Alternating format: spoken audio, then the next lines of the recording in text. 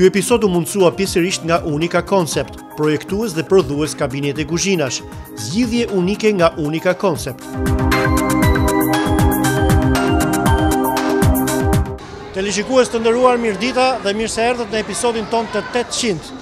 Ndonë se numri 800 tingullon shumë jubilar, si që dini tashmë, mosha e emisionit PASQYRA SHQIPTARE matet me sezone dhe përvjetori ynë jubilar ishte shtatorin e kaluar, kur ky emision mbushi plot 15 vjet.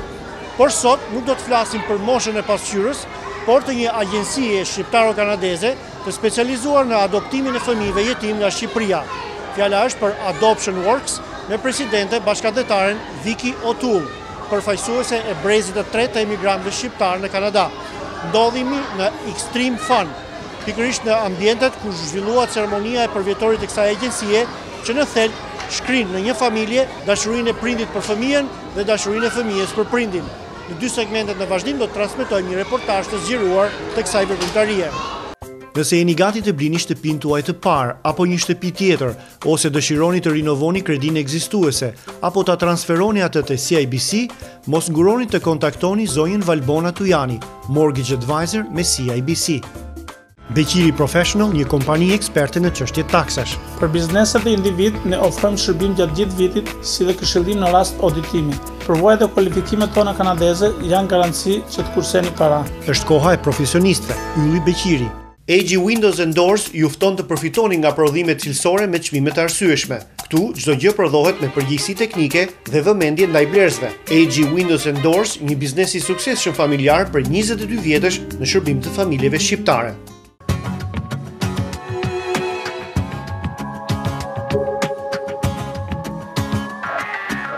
Ky segment u mundsua nga Old Mill Pastry në Mississauga, gatime dhe ëmbëlsira të traditës, dyqan ushqimor si dhe catering.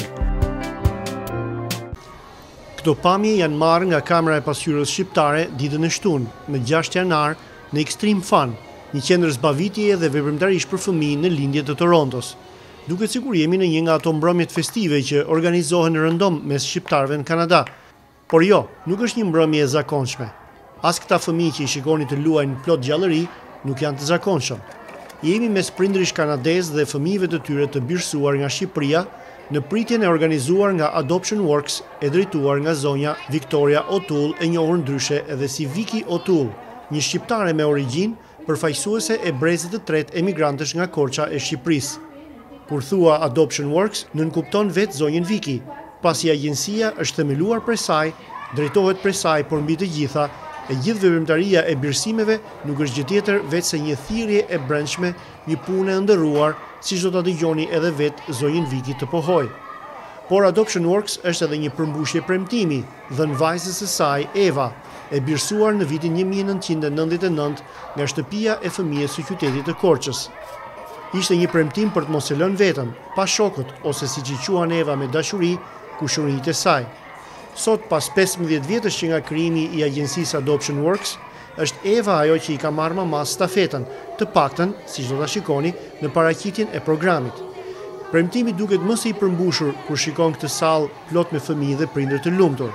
Ka shumë lumturi në këtë sallë, por ka edhe shumë emancipim nga i cili mund të përfitosh. Në biseda me disa prindër dhe me mjekën pediatre, mësojmë një gjë të re. Familjet bëjnë ç'është e mundur për t'u ruajtur fëmijëve identitetin shqiptar. Kjo na shpjegojnë ata, i ndihmon fëmijët më vonë në jetë të mos kenë krizë identitare. Në dy segmentet në vazhdim do të ndiqni reportazhin që kemi përgatitur nga kjo festë e vogël, sa shqiptare, po aq edhe sublime. The end of last year marked our 15th anniversary creating loving families. When I look around the room, I see happiness and joy. For the parents, having a child is one of the most precious gifts in life. For the children, always know that you are loved beyond any description, and you have made your parents and family very, very happy. 18 years ago, Ava came into our lives. John and I can never find the words to describe the joy that our daughter has brought to us. But actually, Ava is the reason that we are all standing here today. Sweetheart, wherever you are, I have always called you the Pied Piper, leading the march, and you are my shining star. There she is over there.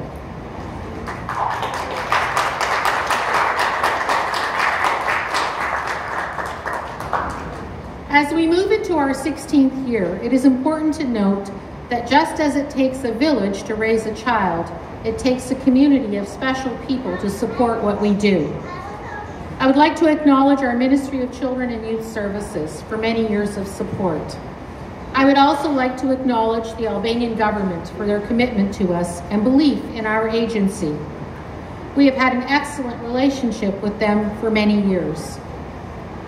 Our parent co-chairs, Nancy and Karen, where are you, Nancy and Karen? Identify yourselves back there. Thank you. Do a wonderful job of supporting parents and the agency behind the scenes, and their commitment has been unwavering.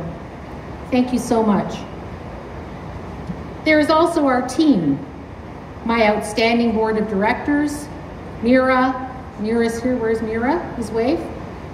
Joe, Mary, and Lorraine, who have steadfastly offered their support and expertise in so many ways. And our incredible team of consultants. Here in Canada, we're very pleased today to have Dr. Janine Flanagan with us, who offers her medical and pediatric experience in the assessment of our child proposals and supports me in many ways, and our parents. Janine?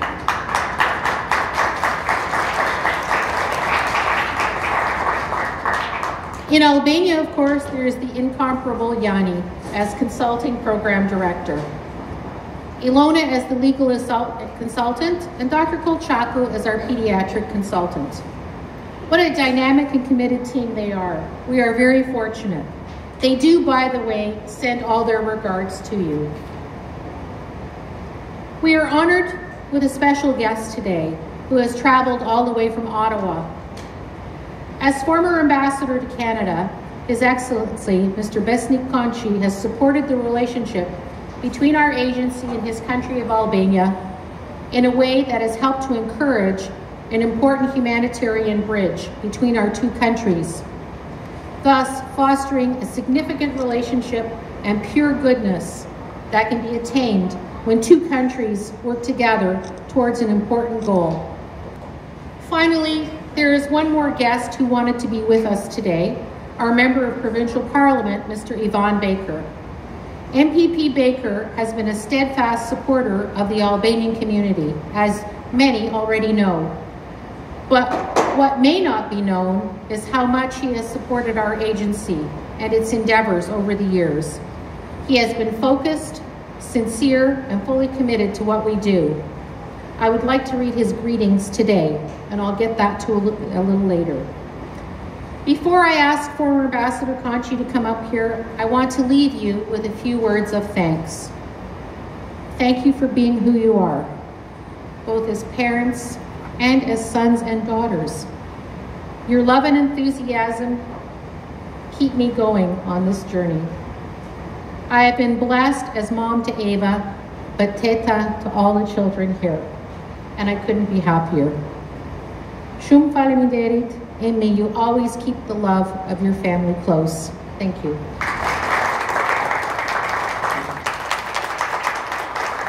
While quoting Mother Teresa, I would say that some people come in your life as blessings, some people come in your lives as lessons.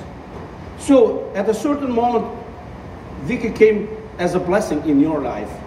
She has been doing small things with great love each and every day for 15 years to bring you together, to make you happy.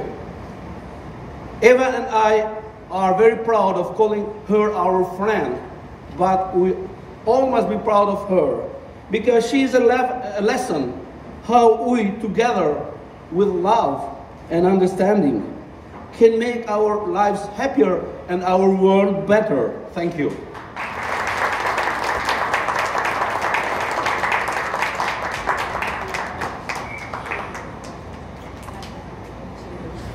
I know many of you very well, and some of you I've met for the first or second time.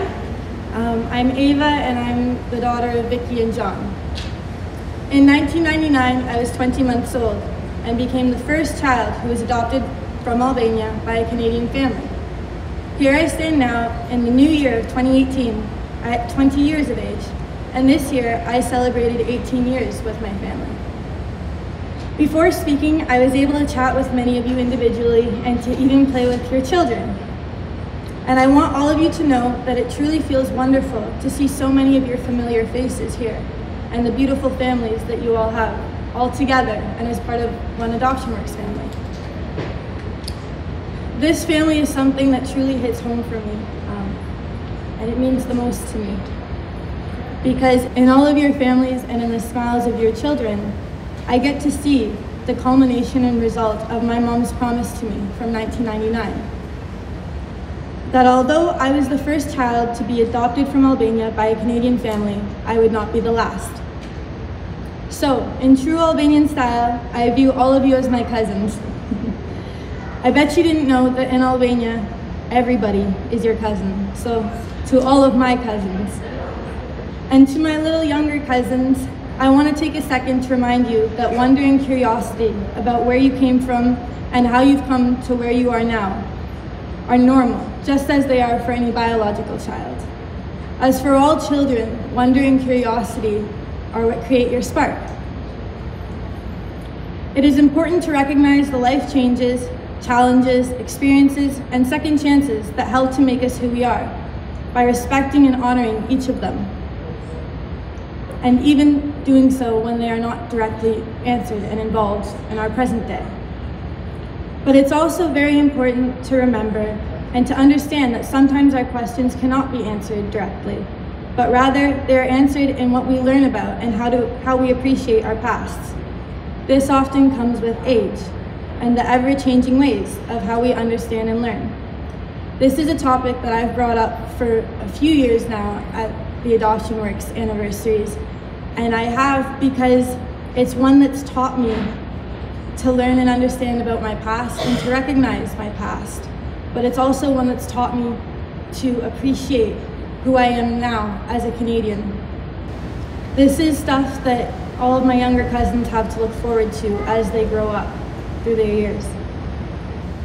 When I was growing up, I heard all of the usual comments from classmates about adoption. To parents and to children, you'll have to prepare yourselves for these comments and for the misconceptions. But remember as well that adoption is just another way of forming a family. Yes, Vicky and John are my real parents. I seem to have found myself trying to educate people about the different ways that families can be formed, all of which are equally important and meaningful. And that is why we're here to celebrate, along with the true love that our parents give to us as we grow up. To my mom, I can't thank you enough from the bottom of my heart for teaching me to honor the parts of my heart and my history as part of my identity, and for trying to answer all the answerable questions and for acknowledging all of the unanswerable questions I had through the years, and for being able to create a family like this. I get to have so many different cousins, and you've created so many families, and you've kept your promise, and it's beautiful. I've always felt very honored to be part of the Adoption Works family, and as such, I'd like to invite all of the children at the end of the speeches up with me for a special photo as part of our Adoption Works family. On behalf of the Legislative Assembly of Ontario and as a member of Provincial Parliament for Etobicoke Centre, I would like to extend my congratulations to Adoption Works Canada as you celebrate your 15th anniversary. Wishing you continued success as you create families in Canada while fulfilling the hopes and dreams of adoptive parents and children. Best wishes to you all as you celebrate this very special occasion. Have a wonderful afternoon. Signed by Yvonne Baker. Pas fjalimeve të rastit që sapo transmetuam, të pranishmit ndoqi një program të shkurtër vallësh popullore nga grupi I fëmijëve shqiptar të misionit katolik Shën Tereza me koreografe dhe drejtuese zonjën Denajda Dhrimaj. Do të kthehemi përsëri për të ndjekur bisedat me protagonistet e këtij përvjetori menjëherë pas bllokut publicitar. Nëse po organizoni fest familjare, dikush duhet gatuar për ju apo jo? Për ditëlindje, takzime, fejesa, dasma apo veprimtari komunitare, Alba Catering and Events ju zgjidh problemin me zgjedhjet e larmishme, kuzhinë ndërkombëtare dhe shqiptare. Telefononi Rudinën. Të dashur bashkëdhëtar, jetojmë në një qytet të madh ku është e vështirë të lëvizësh pa makinë. Kosta e siguracionit të makinave vazhdon të jetë në rritje. Unë dëshiroj t'ju ndihmoj. Ju mirëpres të më kontaktoni në numrin tim të telefonit 416 871 6671 për një takim në zyrën time që gjendet një dritë në lindje të Gjenës në Dandas. Ju premtoj se do kërkoj për ju një çmim më të volitshëm. Faleminderit. Brungallo tani në një zyrë të re. 15 profesionistë mes tyre 3 avokat ofrojnë shërbime në fusha të ndryshme. Për çështje ligjore zgjidhni Brungallo, një partner i besueshëm që mbron interesat tuaja, 10 vjet në shërbim të komunitetit. Për përgatitje të bilancave biznesit dhe individuale ose bankat apo këshillare, zgjidhni profesionistë sjell, Cani Consulting ose të vetë punësuar.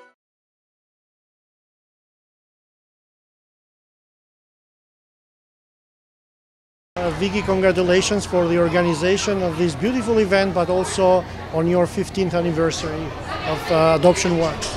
Thank you, ILIR, for coming here today to help us celebrate this very special day and the gathering of all the children and their families who were adopted from Albania to Canada over the past 15 plus years. Vicky, do you keep statistics? How many kids from Albania have you brought here? Roughly, I have a pretty good idea. You know, Albania is a small country, and if you think about it, the GTA is much larger than the whole country of Albania in terms of population. It is a smaller program, but I'd say so far we have brought 75 to 80 children here, not only to Ontario, we've had a few into the other provinces as well. So we've created 75 or 80 families that are all extremely happy. So although they come individually, I see that there is almost a kind of community of families who have adopted Albanian kids. How did you manage to create that community? Well, I have to say that the families are very interested in maintaining the culture for their children. So we have annual events, and sometimes more often we have families together. And a lot of interesting friendships have been formed with different sets of parents and their kids. In some cases, the children are from the same orphanages, and they knew each other when they were very young, let's say 2 and 3 years old. So many times the parents want to maintain that relationship, and they also want to maintain the culture, so that, you know, which contributes to the child's identity, of course. What happens to kids who are being adopted at a very early age, like 1-year-old or 2-year-old? They don't have memories about Albania. Are their parents interested to nourish their Albanian background? Yes, they are, and they often call me to ask me about that. And so what they do is they end up going to cultural events, or they do research on Albania. And in fact, some of the parents here, the Canadian ones, have enrolled their children in Albanian school. So that the child, especially with the older kids, like 4 and 5, so they can continue the language. Is that your influence, or this is like psychologically better for the kids? Well, I think anybody in the adoption community will know that identity is a big part of the picture. And so the importance of maintaining the child's cultural heritage and identity is really important to the child's psychological well-being. Every child here knows that they were adopted from Albania, and the parents do encourage a pride in their heritage. I've seen it over the years, so we help them to do that as well. But it can only translate to a good thing psychologically in terms of the overall well-being of the child. Having an opportunity to work with Vicky at Adoption Works, absolutely a fantastic program, well organized, a fantastic support crew of consultants and doctors on the ground in Albania, in Tirana, to specifically help with the processes and the sort. You know what? Our experience over there was great. We were there for the first trip. We did 2 trips over. The first trip was about 4 weeks long. And when we first met the children at the orphanage, we were quite impressed with the staff at the orphanage. They were great people, very kind, very caring people, and just overall just a great experience. And you know, we've just been very grateful to the Albanian government from day one for accepting us as parents and an opportunity to adopt these 2 beautiful children. And the staff at the orphanage, the caregivers were nothing but love to our children, and to us, they welcomed us with open arms.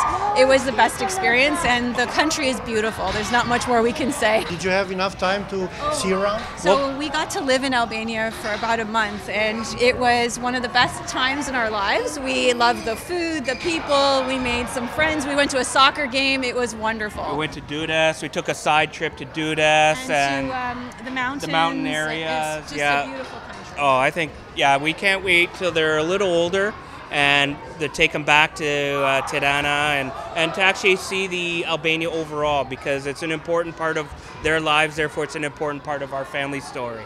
We had a really fantastic team with Adoption Works.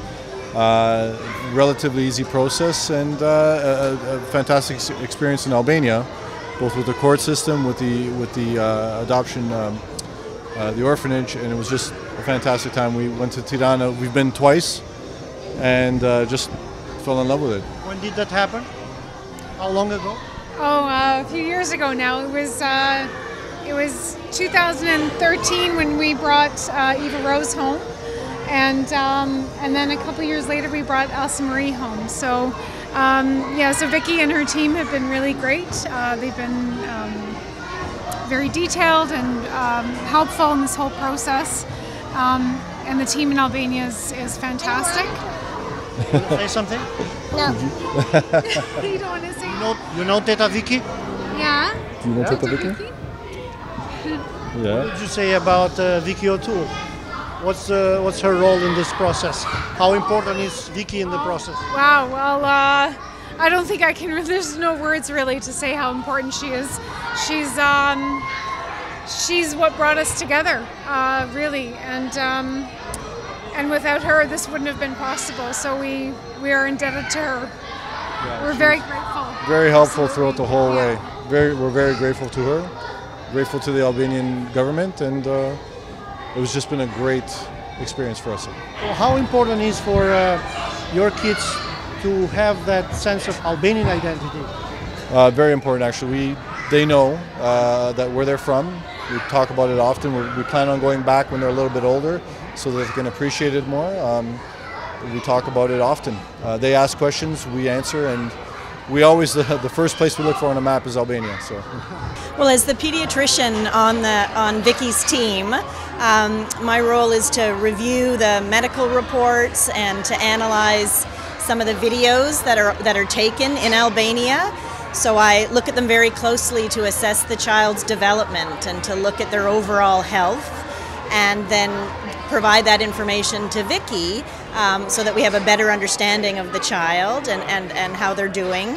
And then I also share that information with the parents before or as part of the process in terms of accepting the child and making sure that it's a good fit for the family. My role is a very small part of sort of the grand scheme of things in terms of what Vicky does in terms of creating families. So I'm very honored to be part of her team, and I commend sort of her hard work and her determination. With government changes, it's difficult, and she perseveres, and she's a very loving and warm person, and her role in creating families and bringing children who would otherwise lead a very different life here to Canada, where they are so loved. I'm very proud to be working with her. Do të thoya që Viki është një misionare humanitare në sensin në kuptimin e vërtet fjalës, të plot saj, sepse jo vetëm se ajo bën si thua bashkimin e familjeve ose krijimin e familjeve, si thua u gjen fëmijë në nevojë familjet për të rritur në mënyrë dinjitoze, me dashuri, me ngrohtësi, por nga ana tjetër ajo ka qenë shumë e aktive edhe me ngritjen e fondeve dhe të ndihmave në medikamente, qoftë për jetimorët shqiptare, qoftë edhe për spitalet e fëmijëve në Shqipëri.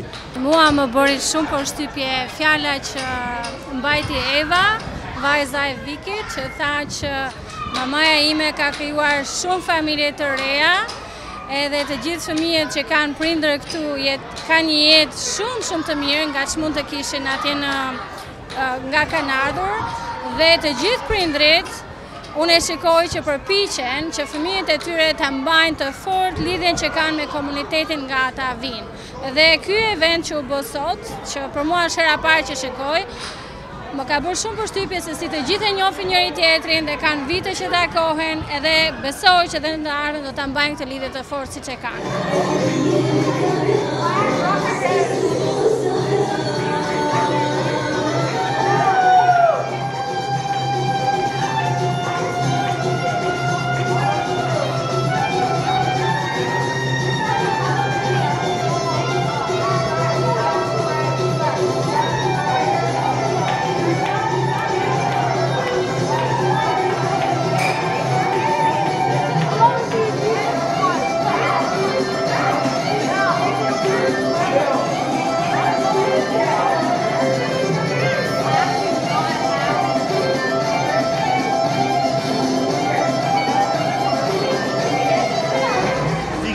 Last 15 years you have been going back and forth to Albania, and you have also been a witness of Albania's development, yes, but also Albania's problems. Yes.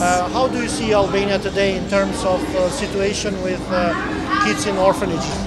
The situation has been evolving over the years, and while we see a lot of good changes in Albania in terms of infrastructure and buildings and coming more into a modern society in the modern age, we have noticed a shift in the orphanages. And the shift is that the majority of the children now in the orphanages, as opposed to even 4 or 5 years ago, have parents. That means that they're not eligible for adoption. How come they have parents? They have parents because the parents have placed them there because they're too poor to care for their children. So it's always a very sensitive and sad situation. When I go, I often see the parents coming in during the day to feed their children lunch or to stay with them at dinner time. And I don't have an explanation for this shift that has occurred yet, but I do see that the majority of the kids now in the orphanages have families, whereas before the majority of the kids were legally abandoned and arrived at the orphanage in the same way that they would have arrived maybe in Canada 20-25 years ago because of socioeconomic or unwed pregnancies and all those different types of reasons. It's a concern. It's hard to watch. And we are really hoping that the government will help to support these families and to do the best that they possibly can to turn this situation around, hopefully in the near future. What makes you proud of this job, Vicky?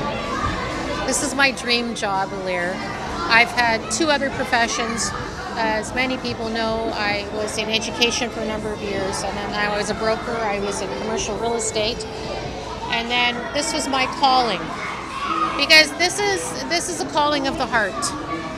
People that do this because they feel it.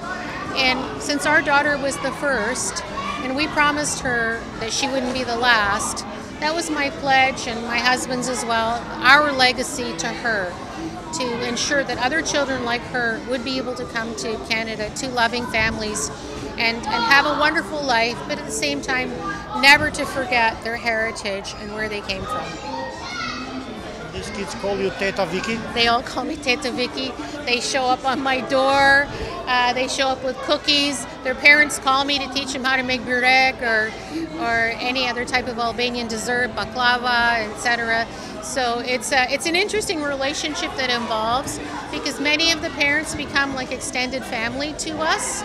And the kids call me up. In fact, I have a few that regularly, for their birthdays, they tell their friends they don't want presents, they want donations. And then they show up at my door and say, Teta Vicky, we have some money to give to you so that you can take to Albania to the orphanages and to help the kids and buy much needed medication and sometimes specialized formula, or to pay for doctor's visits. And these kids are like, 6, 7, 8 years old when they're doing this.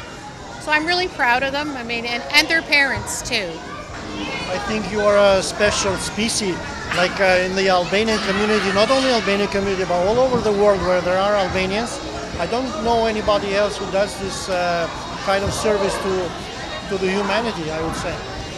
Thank you, ILIR. You're very kind to say that. I mean, I was fortunate. I grew up, although I was born in Toronto, I very much grew up in an Albanian household, and every Sunday I spent with my grandparents and visiting, and the whole Albanian community would be in their living room. So this was very traditional, but it's something that I feel from my heart, and I hope that I will be able to continue it, and I hope to be able to bring more wonderful Albanian children to loving families here. Këtu te La Capital, detyra jonë është që nëpërmjet sigurimeve të ndryshme t'ju mbrojmë pa ndërprerje nga humbja e të ardhurve për shkak të një smundje të rëndë ose aksidenti gjatë apo jashtë punës. Mos harrojmë që në rast smundje apo fatkeqësie do na duhet ndihmë financiare. La Capital ju siguron jetën, investimet si dhe biznesin. Unë vetë vi nga një familje emigrante shqiptare dhe di se këto gjëra krijon konfuzion. Prandaj dua që të ndihmoj komunitetin tim me këshillat e sakta.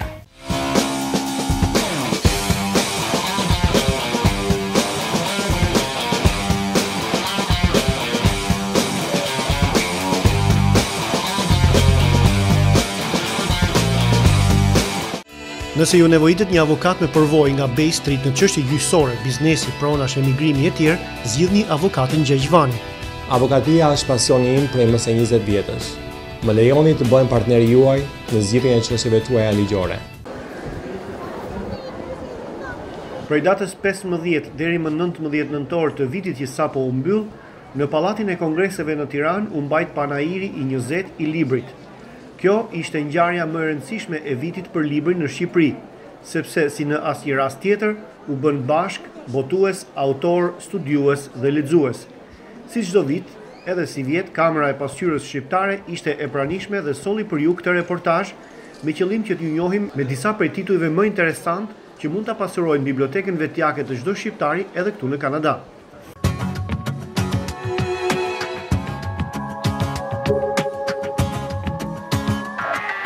Shtëpia botuese Living është viti i tretë radhazi që merr pjesë në Panair dhe ne shohim një interesim gjithmonë në rritje të lexuesve tanë. Këtë Panair përveç titujve që lexuesit tanë tashmë janë njohur edhe në faqet në rrjetet tona të internetit, kemi ardhur me disa tituj të rinj. Daniel Silva, përveç vajzës angleze, që rikthyer fuqishëm me çështja Caravaggio, një histori spionazhi tejet interesante dhe ka shumë mister. Kemi një tjetër libër, Amelia, vajza që nuk do të ekzistonte, një histori nga lufta e dytë botërore në Gjermaninë e Hitlerit, një histori mbreslënse që mbart shumë shpresa brenda.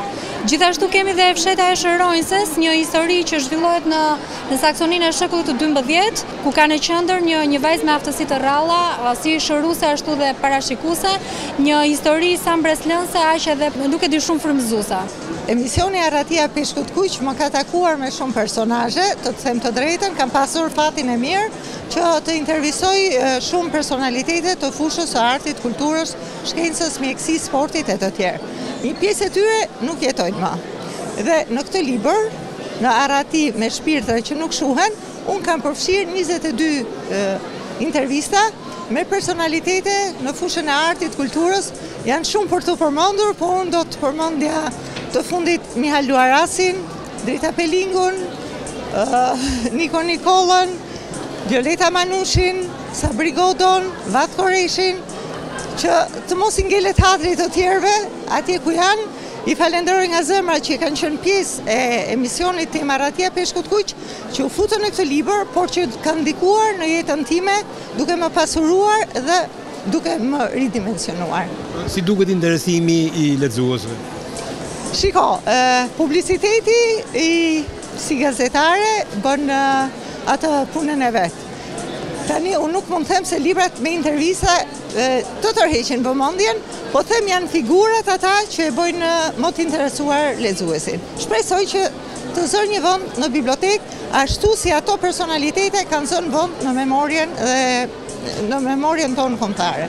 Zotë Bujar, me çfarë titujsh të rinj vjen shtëpia juaj botuese Onufri në këtë Panair? Jo vetëm me titull të ri, po dhe me një koncept të ri të botimeve të mëparshme të Onufrit, ose botime të mëparshme që do thotë para vitit 90, përkthime dhe letërsi origjinale të botuar të shtypërve si të lartë dhe që ofrohen lexuesit të shekullit 21. tani ne do të bëjmë një promovim të 2 monografive kushtuar 2 yjeve të letësisë shqipe me gjenit dhe ndremjetës, që ka bërë një studius e njohur Rinushi Drizi.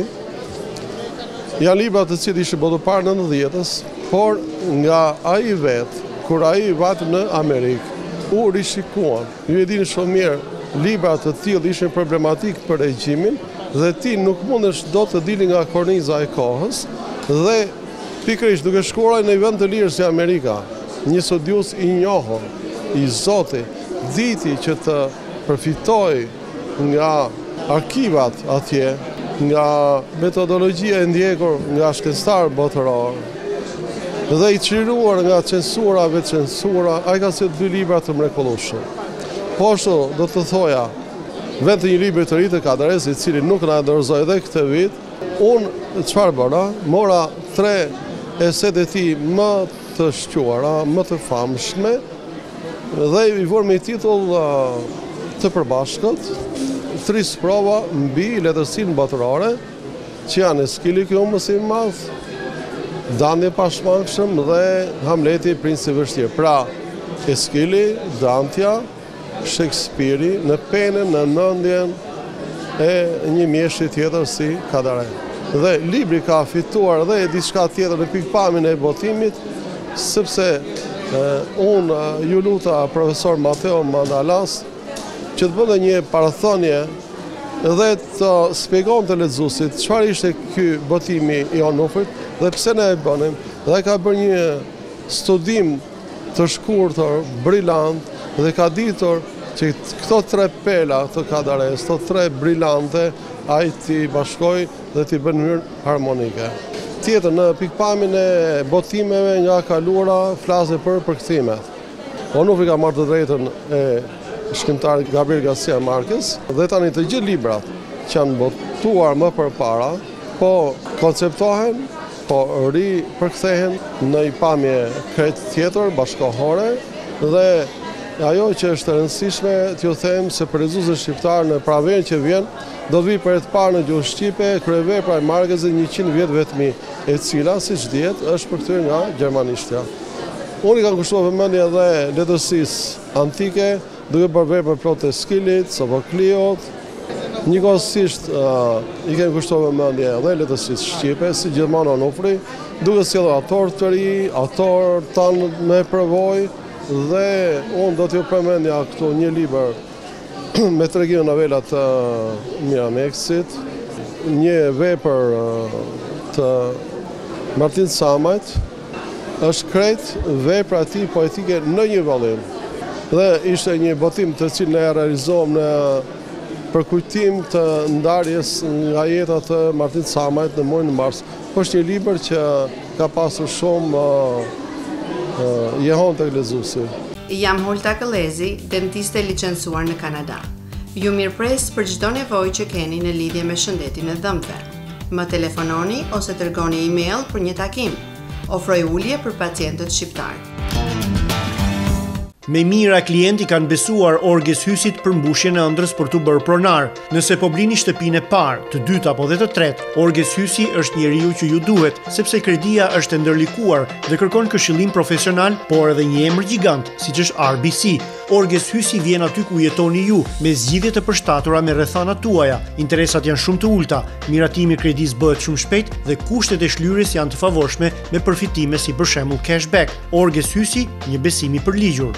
Profesor Gjovalini, keni botuar librin më të fundit, Enigma e emrave.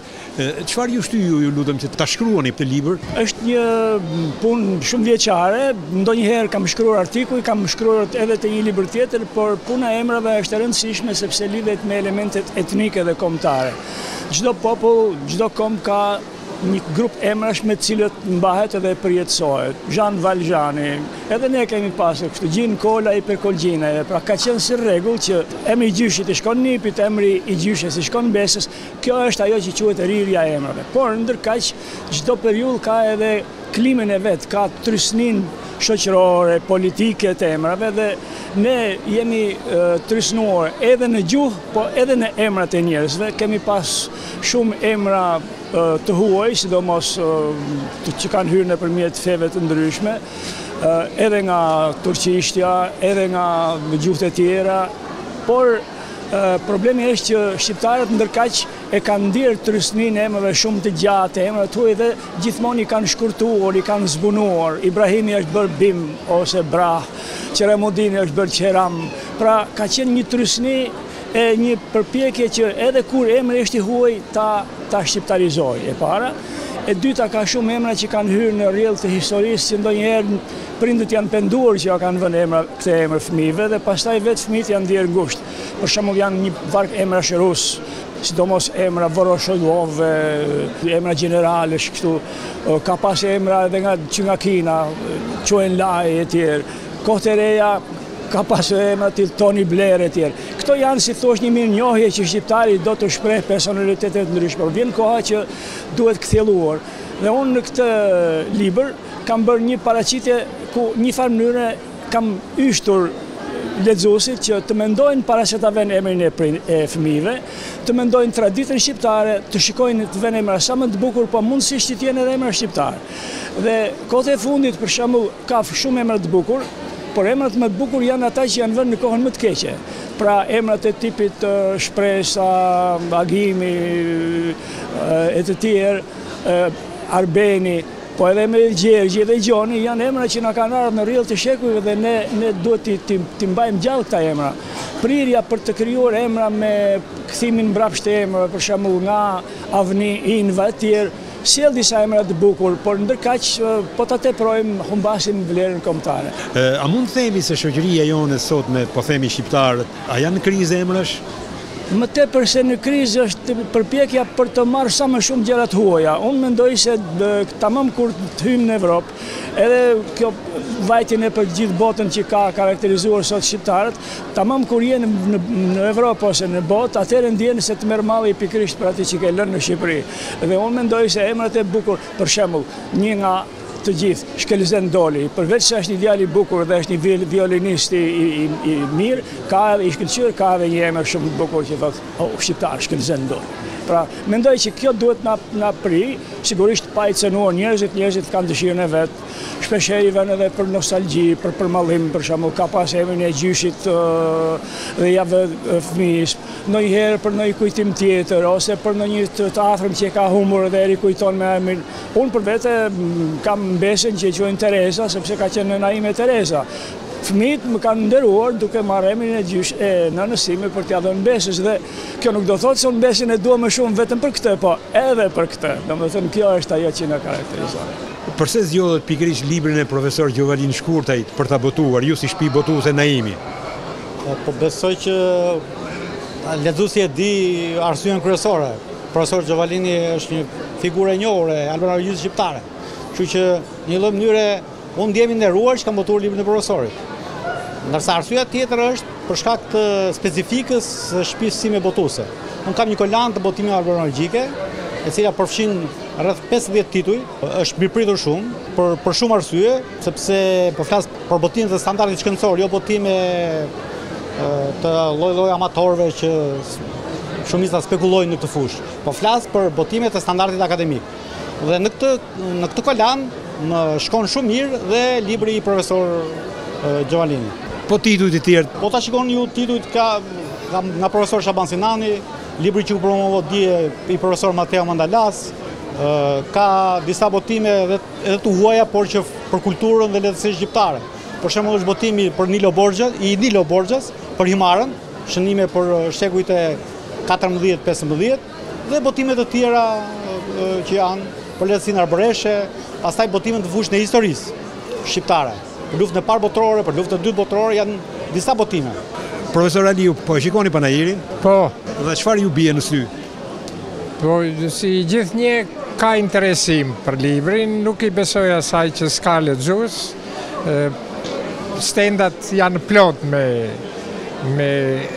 lexues që potencialisht blejnë ndonjë libër ose shohin, informohen, po është një Panairi i gjallë. Unë kësaj ere kam një synim që të bëj një inventarizim të romanit shqiptar, romanit autorëve shqiptar të 20 viteve të fundit. Përgatisim edhe një konferencë me këtë temë të njajshme në Akademinë e Shkencave dhe Arteve të Kosovës, gjatë vitit që vjen, dhe me këtë rast edhe kompletojmë bibliotekën tonë të Akademisë me botimet më të reja, të kësaj gjinie që ju thashë, por aty këtu blejmë edhe libra studimor, edhe kryevepra të letërsisë botërore që janë të pranishëm, edhe nobelisti i civil që është i pranishëm me botimet veta. Keni një botim tuaj në këtë Panair?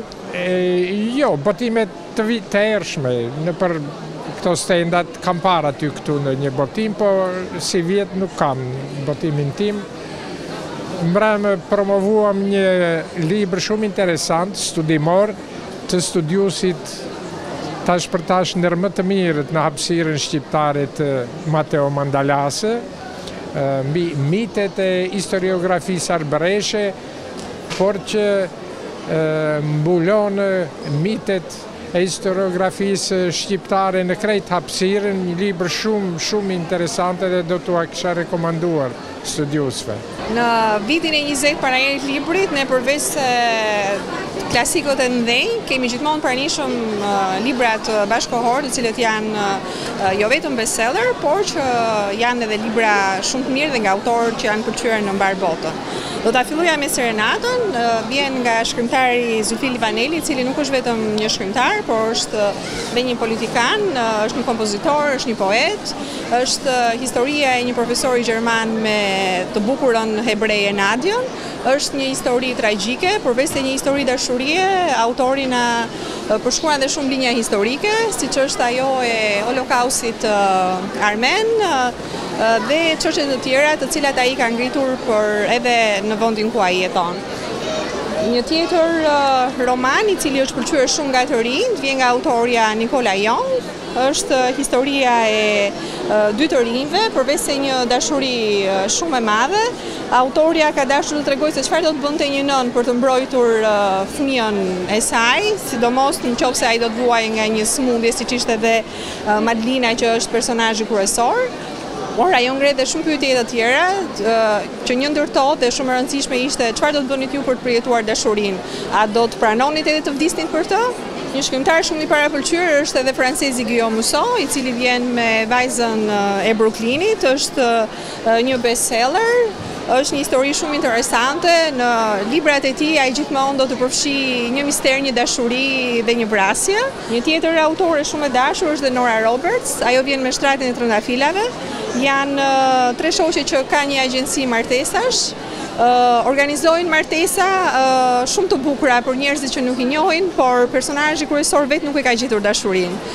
Na ndodh shumë shpesh që atë e kemi parasyve po e kërkojmë diku tjetër. Më në fund e gjejmë, por do kalojë një aventurë. Pastaj shumë e dashur dhe shumë e pëlqyer është edhe triologjia, e cila na vjen nga Kiera Kas, duke filluar me Përzgjedhjen, Elitën dhe do të kurorzohet me E zgjedhura. Është një luftë e 35 vajzave në konkurs bukurie për të bërë për vete princin Maxon. Autorja me anë të kësaj triologjie ka dashur të tregojë që shumë vajza, shumë të tjera gjëra ndërrojnë dhe ardhmja të rezervon gjëra të tjera. Këto ishin pak a shumë romani që ka sjellë bota shqiptare, por ndërkohë ajo për të rinj, por edhe për fëmijë, Vajza që piu hënën, vjen nga Kelly Barnhill, është një autore e cila ka marrë dhe një çmim dhe një libër mjaft i dashur për fëmijët.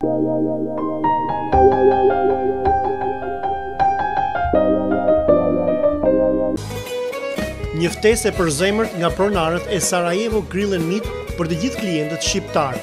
Shijoni ushqimet dhe gatimet autentike ballkanase, njësoj sikur t'ua kishte përgatitur gjyshja juaj. Tradita e mirënjohur boshnjake në pjekjen e mishrave, byrekut dhe ëmbëlsirave, këtu merr një dimension krejt tjetër.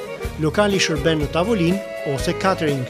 Ky vend u kujton atyre vendlindjen, kurse neve shijen tonë. Jeni të gjithë të mirë se ardhur këtu në Sarajevo Grill & Meat. Bukuria estetike e një shtëpie është e pandarë nga mobiljet që i shërbejnë rehatis dhe stilit të jetës së vetë pronarëve. Është një kompani shqiptaro-kanadeze e specializuar në prodhimin e kabineteve të kuzhinave që bën pikërisht këtë. Quhet Unika Concept.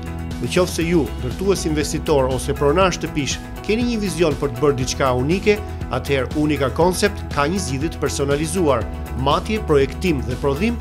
Unika Concept merr gjithçka përsipër me siguri dhe krenari.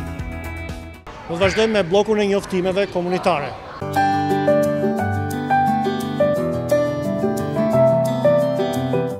Të dashur bashkëdhëtar, dëshiroj t'ju njoftoj që unë vazhdoj të jem në biznesin e siguracionit të makinave. Për shoferët të ri të cilët janë pajisur me patentën G1, do këshilloja që të marrin direkt patentën G për të kursyer para në siguracionin e makinave. Më kontaktoni. Kompania Alba Catering and Events, e drejtuar nga zonja Rudina Luga, vjen përsëri përpara komunitetit me mbrëmjen argëtuese të radhës. Me rastin e Shën Valentinit, ditës së të dashuruarve, në Hungarian House që ndodhet në afërsi të kryqëzimit Eglinton East me Victoria Park, do të organizohet një mbrëmje me darkë dhe vallëzim. Do të ketë kërcimtare latine, lojra si dhe plot të papritura. Biletat mund t'i prenotoni që tani duke telefonuar Rudinën. Mbrëmja mbahet ditën e shtunë më 17 shkurt, hyrja vetëm për të rritur. Faleminderit për vëmendjen dhe mirupafshim të dielën e ardhshme.